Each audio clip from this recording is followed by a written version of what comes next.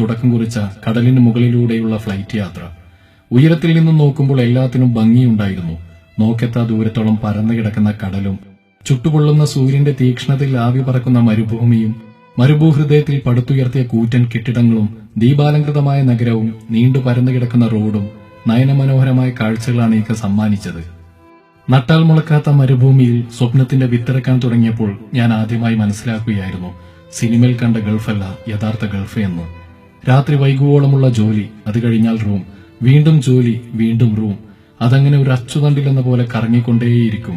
കറിയിൽ ഇത്തിരി ഉപ്പ് കൂടിയാൽ ഉമ്മയോട് വഴക്കുണ്ടാക്കിയിരുന്ന ഞാൻ, അയൺ ചെയ്ത ഷർട്ടിൽ ഒരു ചുളിവ് കണ്ടാൽ പെങ്ങളോട് വഴക്കിടുന്ന ഞാൻ, പ്രവാസത്തിന്റെ 4 ചുമരുകൾക്കുള്ളിൽ ജീവിതം പഠിക്കുകയായിരുന്നു.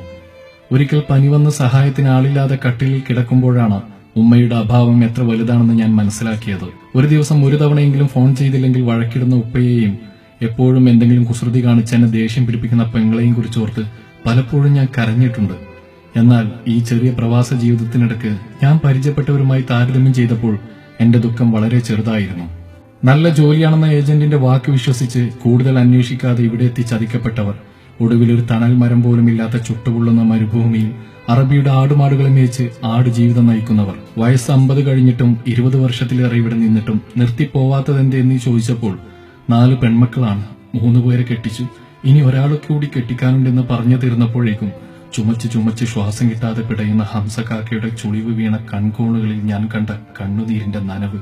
കുട്ടിക്കാലത്ത് തന്നെ ഉപ്പ മരിച്ചിട്ടും ജോലിക്ക് പോയി ഒരു കുറവുമില്ലാതെ തന്നെ വളർത്തിയ സ്നേഹനിധിയായ ഉമ്മയുടെ വിയോഗം അറിഞ്ഞ് എന്റെ ഉമ്മയുടെ മുഖം അവസാനമായിട്ടൊന്ന് കാണാൻ പോലും പറ്റിയില്ലല്ലോടാ എന്ന് പറഞ്ഞ് പൊട്ടിക്കരഞ്ഞ മഞ്ചേരിക്കാരൻ അഷ്റഫ്. ആദ്യ പ്രസവത്തിന് ഭാര്യയെ ലേബർ റൂമിലേക്ക് കയറ്റിയപ്പോൾ നട്ടപ്പാതിരക്ക് ഉറക്കം വരാതെ ടെൻഷൻ അടിച്ചു നടന്ന ഉമ്മർ. ഒടുവിൽ ഭാര്യ പ്രസവിച്ചു എന്നറിഞ്ഞപ്പോൾ ഞങ്ങളെയെല്ലാം വിളിച്ചുണർത്തി കെട്ടിപ്പിടിച്ചപ്പോൾ അവന്റെ മുഖത്ത് കണ്ട സന്തോഷം, വാട്സാപ്പിൽ തന്റെ കുഞ്ഞിന്റെ മുഖം കണ്ടപ്പോൾ കണ്ണീരോടെ ആ മൊബൈൽ നെഞ്ചോട് ചേർത്ത അവന്റെ ആ സ്നേഹം, കല്യാണം കഴിഞ്ഞ് 2 മാസം കൊണ്ട് ഭാര്യയെ പിരിഞ്ഞ് ഇങ്ങോട്ട് തിരിക്കേണ്ടി വന്ന ഷമീമിന്റെ നൊമ്പരങ്ങൾ. ഒരു പ്രവാസിയുടെ തലയിണക്ക് നാവുണ്ടായിരുന്നെങ്കിൽ അത് പറഞ്ഞു തരുമായിരുന്നു അവനൊഴുക്കിയ കണ്ണുനീരിന്റെ കണക്ക്. ഇതൊക്കെ കേൾക്കുമ്പോൾ ചിലർക്കെങ്കിലും തോന്നാം, അത്ര ബുദ്ധിമുട്ടാണെങ്കിൽ നിർത്തിപ്പോന്നൂടെ, ഇവിടെ കെട്ടിടം പണിക്ക് 1000 രൂപ കിട്ടും, മരപ്പണിക്ക് 1500 കിട്ടുമെന്നൊക്കെ.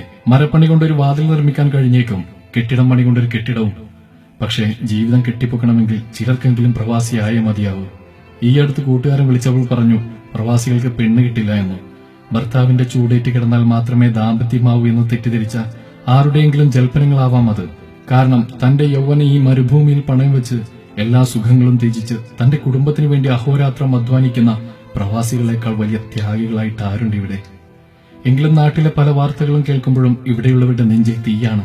പ്രിയ സുഹൃത്തെ, നിന്റെ ഓട്ടോയിൽ കയറുന്ന പെണ്ണിന്റെ ഭർത്താവ് ഗൾഫിലാണെന്നറിയുമ്പോൾ, നിന്റെ മൊബൈൽ കടയിൽ റീചാർജ് ചെയ്യാൻ വരുമ്പോൾ അവളുടെ ഭർത്താവ് ഗൾഫിലാണെന്നറിയുമ്പോൾ, നിന്റെ ബസ്സിൽ കയറുന്ന പെണ്ണിന്റെ ഭർത്താവ് ഗൾഫിലാണെന്നറിയുമ്പോൾ, കാമം പിടിച്ച കണ്ണുകൾ കൊണ്ട് അവളെ ചൂഴ്ന്നു നോക്കുമ്പോൾ ഒന്നറിയുക, നിന്നെ പോലെ തന്നെ മജ്ജയും മാംസവും വികാരവുമുള്ള ഒരു ഭർത്താവ് അവൾക്കുമുണ്ടെന്ന്.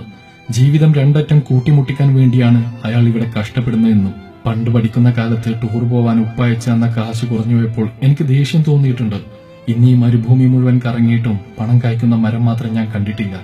എരിയുന്ന വെയിലത്തും പൊരിയുന്ന ചൂടത്തും രാപ്പകലില്ലാതെ കഷ്ടപ്പെടുന്ന പ്രവാസിയുടെ വിയർപ്പിന്റെ വിലയാണതെന്ന് ഇന്ന് ഞാൻ മനസ്സിലാക്കുന്നു. മറ്റുള്ളവർക്ക് വെളിച്ചം പകരുവാൻ വേണ്ടി സ്വയം ഒരുക്കി തീരുന്ന മെഴുകുതിരികളാണ് പ്രവാസികൾ.